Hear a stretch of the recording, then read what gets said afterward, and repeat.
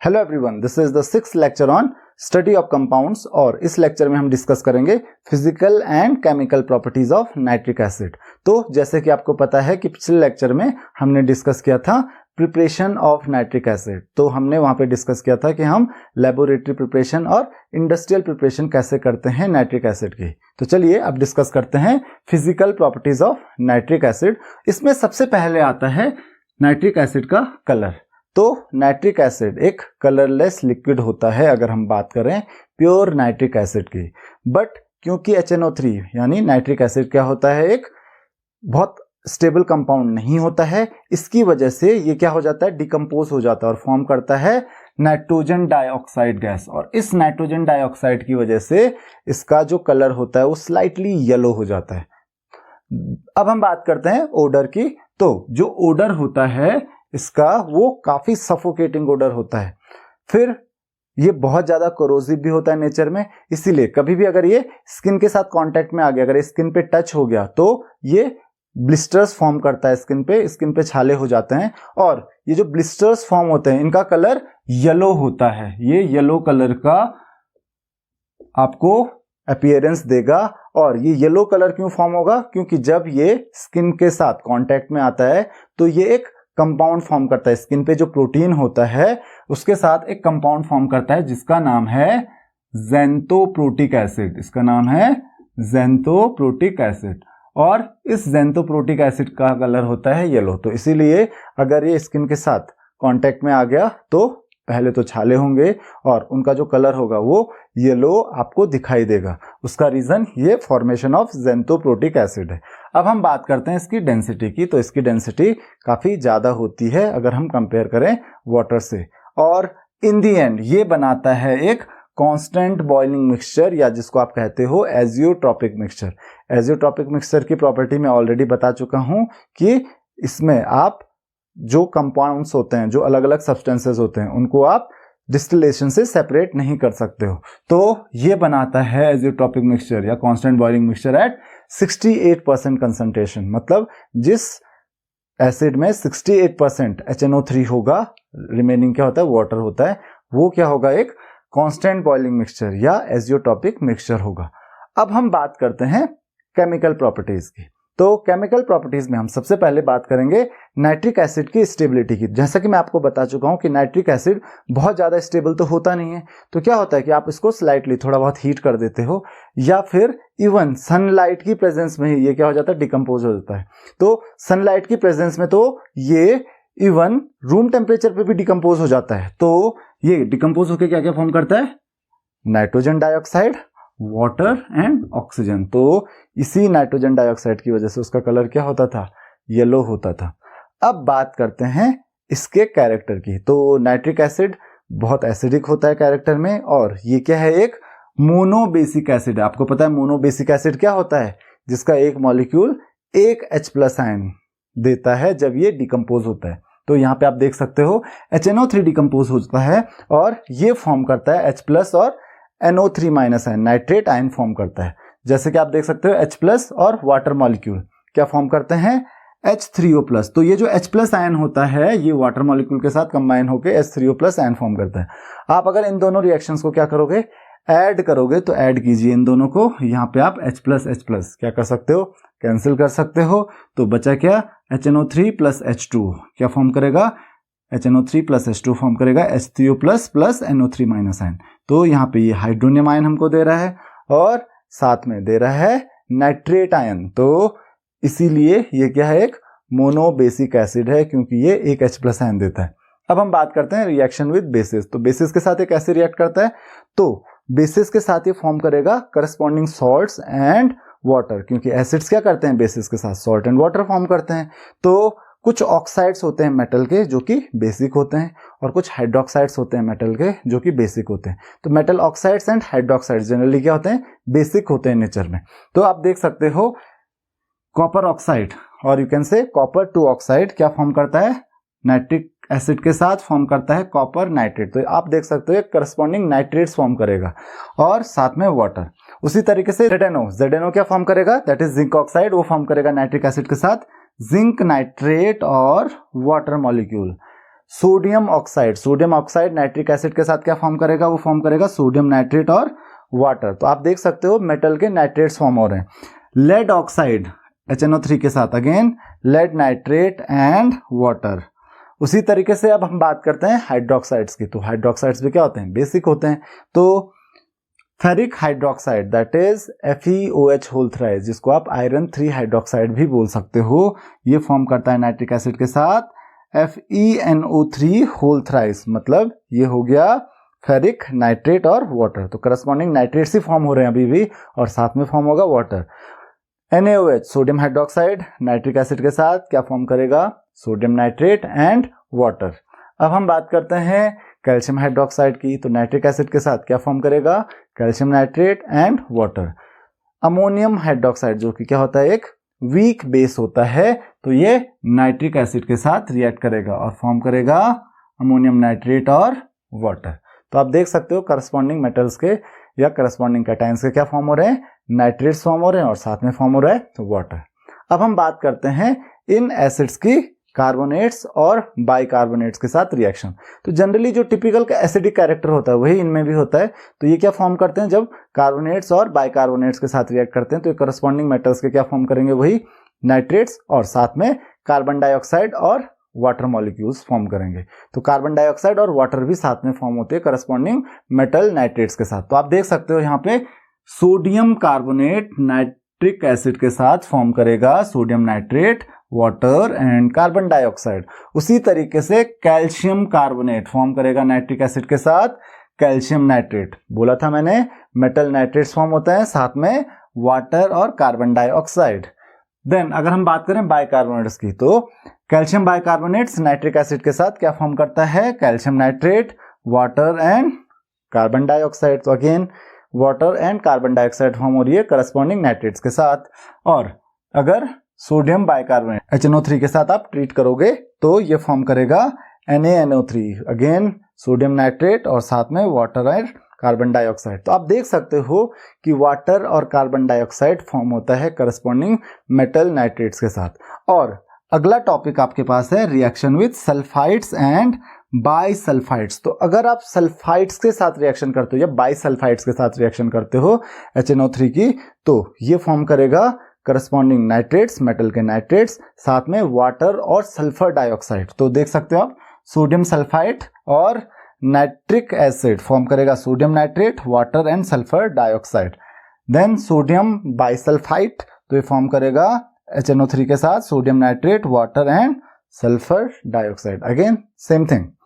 चलिए अब हम बात करते हैं ऑक्सीडाइजिंग नेचर की। तो जो नाइट्रिक एसिड होता है काफी अच्छा ऑक्सीडाइजिंग एजेंट होता है, स्पेशली जब ये कंसंट्रेटेड होता है। अच्छा, अब क्वेश्चन ये आता है कि अच्छा ऑक्सीडाइजिंग एजेंट क्यों होता है। तो जब ये डिकम्पोज होता है तो डिकम्पोज होके ये दो रिएक्शंस कर सकता है, या तो वो नाइट्रोजन डाइऑक्साइड फॉर्म करेगा वाटर और एक नेसेंट ऑक्सीजन एटम देगा, या फिर HNO3 नाइट्रिक ऑक्साइड फॉर्म करेगा वाटर और 3 नेसेंट ऑक्सीजन देगा। तो आपको पता है नेसेंट ऑक्सीजन जो होता है बहुत ज्यादा रिएक्टिव होता है, जिसके साथ भी रिएक्ट करेगा उसको क्या कर देगा, ऑक्सीडाइज कर देगा, क्योंकि आपको पता है addition of oxygen is called oxidation. तो इसीलिए ये क्या करता है, इजीली ऑक्सीडाइज करता है। अब एक एग्जांपल देख सकते हैं, जैसे सल्फर और नेसेंट ऑक्सीजन। तो नेसेंट ऑक्सीजन कहां से आया, इस HNO3 को डिकम्पोज करके। तो यहाँ पे 3 नेसेंट ऑक्सीजन थे, तो आप यहाँ पे मल्टीप्लाई कर सकते हो किसके साथ, 3 के साथ। और जब सल्फर 3 नेसेंट ऑक्सीजन और एक वाटर मॉलिक्यूल के साथ कंबाइन होगा तो ये फॉर्म करेगा सल्फ्यूरिक एसिड।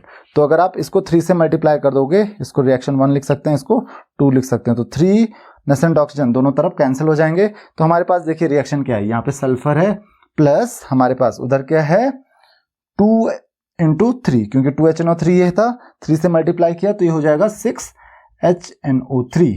और ये क्या फॉर्म करेगा, प्लस वाटर मॉलिक्यूल भी है यहाँ पे, तो प्लस H2 भी लिख देते हैं। और ये क्या फॉर्म करेगा, इधर फॉर्म हो रहा है H2SO4।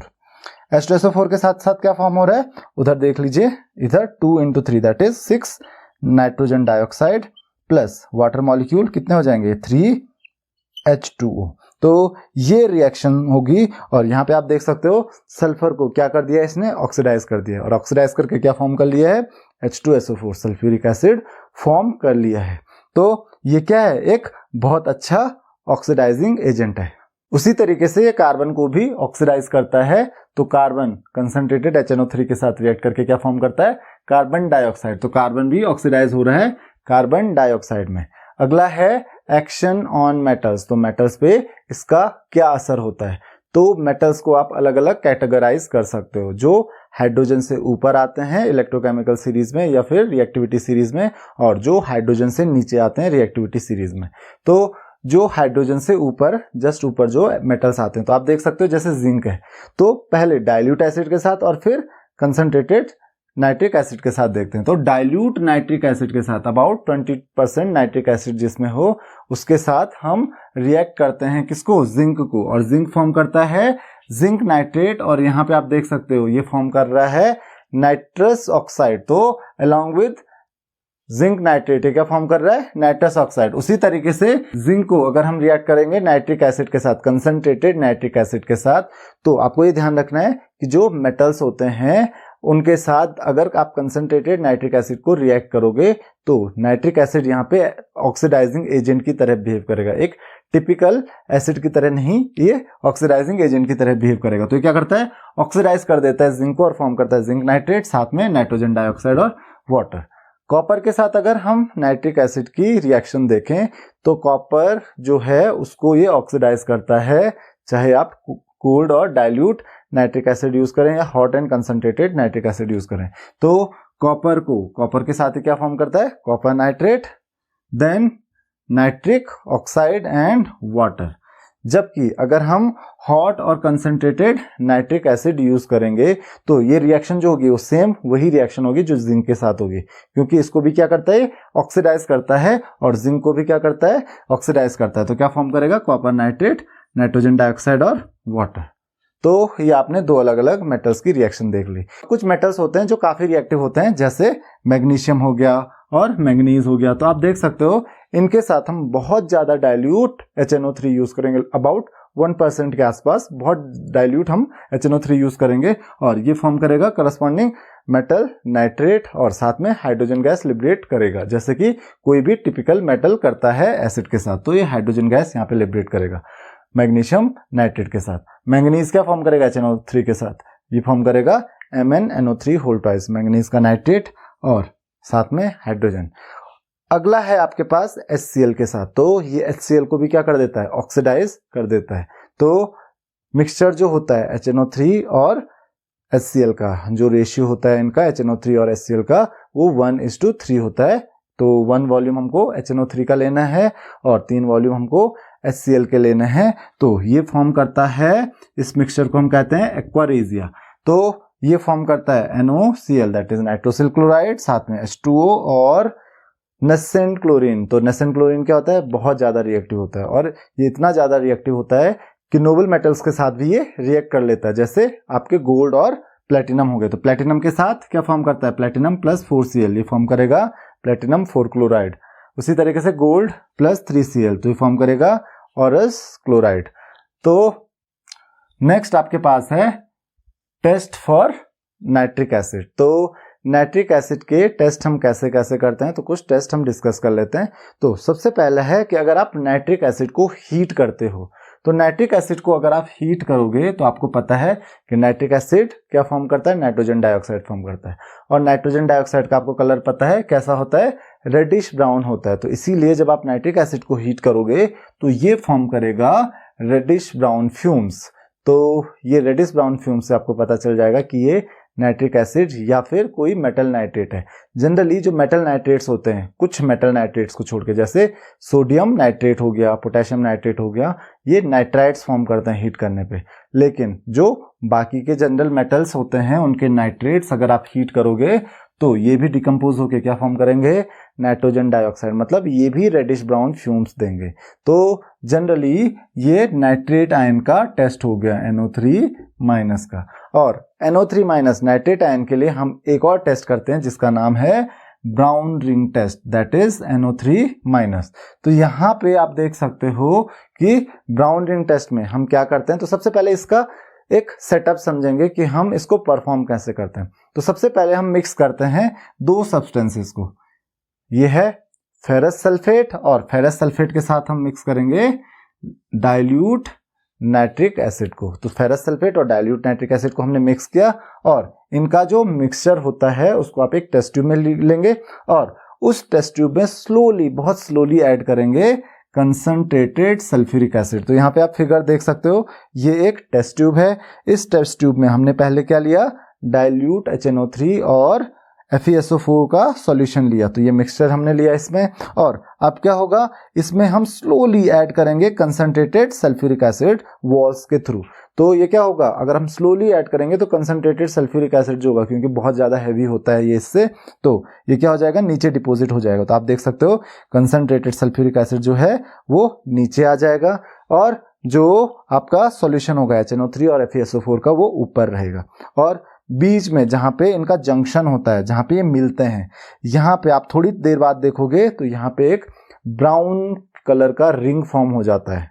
अब ये देखते हैं कि ब्राउन कलर का रिंग क्यों फॉर्म होता है। तो जब आप इसमें H2SO4 ऐड करते हो, किसमें, FeSO4 और HNO3 के मिक्सचर में, जब आपने H2SO4 ऐड किया तो ये फॉर्म करेगा क्या, ये फॉर्म करेगा, देखिए ये है फेरस सल्फेट। तो फेरस सल्फेट क्या हो जाएगा, ऑक्सीडाइज हो जाएगा, और ये फॉर्म करेगा फेरिक सल्फेट। फेरिक सल्फेट के साथ ये फॉर्म करेगा वाटर, और साथ ही फॉर्म करेगा नाइट्रिक ऑक्साइड। यहाँ पे सबसे इंपॉर्टेंट है ये नाइट्रिक एसिड।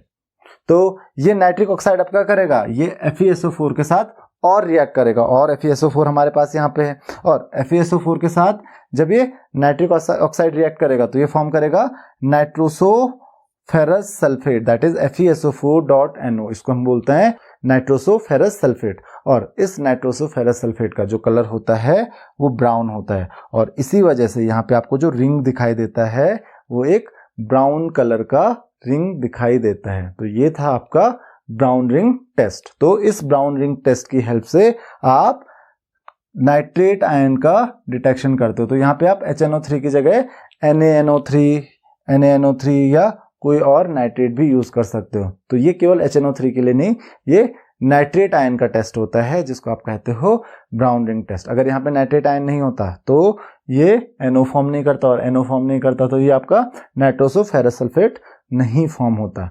अब हम करते हैं बात यूजेस की, कि नाइट्रिक एसिड के यूजेस क्या क्या होते हैं। तो सबसे पहले जो नाइट्रिक एसिड है वो यूज होता है manufacturing of dyes, drugs, perfumes वगैरह में। उसके साथ साथ ये सिंथेटिक फाइबर्स को मैन्युफैक्चर करने में भी यूज होता है, जैसे आर्टिफिशियल सिल्क हो गए, नायलॉन हो गया। ये एक्सप्लोजिव को भी मैन्युफैक्चर करने के काम आता है, जैसे ट्राइनाइट्रोटोलिन, ट्राइनाइट्रोग्लिसरीन, ट्राइनाइट्रोसेल्यूलोज एक्सेट्रा।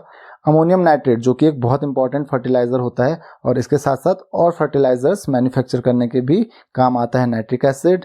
नाइट्रिक एसिड को हम गोल्ड को प्योरीफाई करने के लिए भी यूज कर सकते हैं, क्योंकि ये बहुत सारी इम्प्यूरिटीज जो बाकी के मेटल्स की इम्प्यूरिटीज होते हैं, जैसे कॉपर हो गया, जिंक, सिल्वर, लेड एक्सेट्रा, इन सबको डिसॉल्व कर लेता है। नाइट्रिक एसिड को हम स्टेनलेस स्टील की पिकलिंग के लिए भी यूज कर सकते हैं। जैसे कि आपको पता है पिकलिंग एक प्रोसेस होता है जिसमें हम जो सरफेस होता है किसी भी मेटल का, उससे हम इम्प्यूरिटीज को रिमूव करते हैं। तो ये पिकलिंग ऑफ स्टेनलेस स्टील के लिए भी यूज होता है। उसके साथ साथ ये रॉकेट फ्यूल्स में भी यूज होता है एज एन ऑक्सीडाइजर। ये एक्वारेजिया की प्रिपरेशन में भी यूज होता है, जो रिएक्शन आपने अभी देखी थी। और इन दी एंड ये एक लेबोरेटरी एजेंट की तरह भी यूज किया जाता है। तो ये थे यूजेस नाइट्रिक एसिड के। तो इस लेक्चर में इतना ही। अगर आपकी इस लेक्चर से रिलेटेड कोई भी क्वेरीज हैं तो आप मुझे कमेंट्स में क्वेश्चंस पूछ सकते हैं। Thank you very much.